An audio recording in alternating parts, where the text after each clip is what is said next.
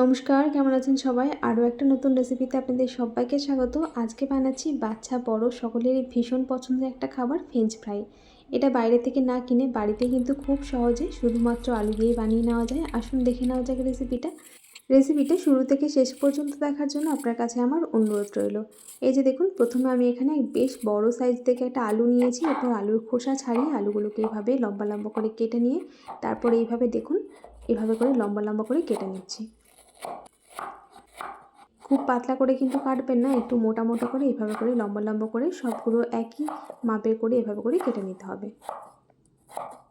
এরপর আলুগুলোকে ভালো করে জল বোতলে বোতলে পরিষ্কার করে ধুয়ে নিচ্ছি।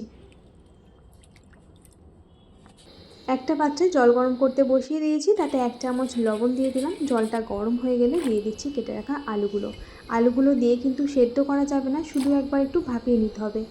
ভালো মতো একবার ফুটে গেলেই কিন্তু গ্যাস বন্ধ করে দিতে হবে, কোনোভাবে যেন আলুগুলো সেদ্ধ হয়ে না যায়। আমি এখানে একটা চন্দ্রমুখী আলু নিয়েছি, তাই একবার ফুটে গেলেই কিন্তু গ্যাসটা বন্ধ করে দেবো।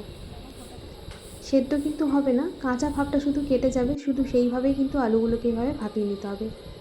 আমি একবার ভালো করে ফুটিয়ে গ্যাস বন্ধ করে দিলাম। এরপর জল ঝরিয়ে তুলে নিয়ে একটা সুতির শুকনো কাপড়ের মধ্যে আলুগুলোকে এভাবে মেলে দিচ্ছি, তাতে করে আলুগুলোর গায়ে যে জলটা লেগে আছে সেই জলটা শুকিয়ে যাবে।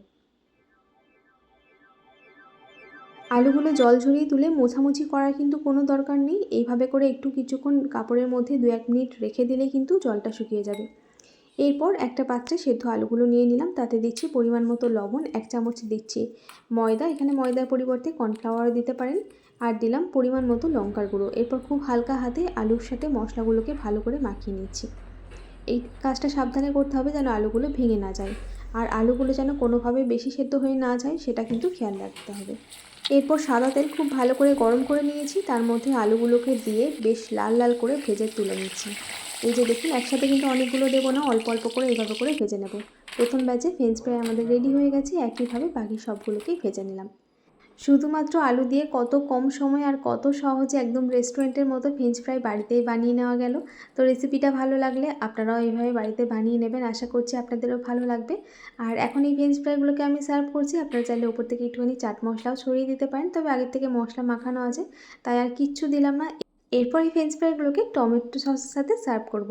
খেতে কিন্তু ভীষণ ভালো হয়েছিল। রেসিপিটা ভালো লাগলে আপনারাও বাড়িতে বানিয়ে খাবেন, আশা করছি আপনাদেরও ভালো লাগবে। তো চলুন আজকের মতো ভিডিওটা এখানেই শেষ করছি। আবার দেখা হবে আরও একটা নতুন রেসিপির সাথে। আপনারা সবাই ভালো থাকবেন, সুস্থ থাকবেন, আর রেসিপিটা শেষ পর্যন্ত দেখার জন্য আপনাকে অসংখ্য ধন্যবাদ।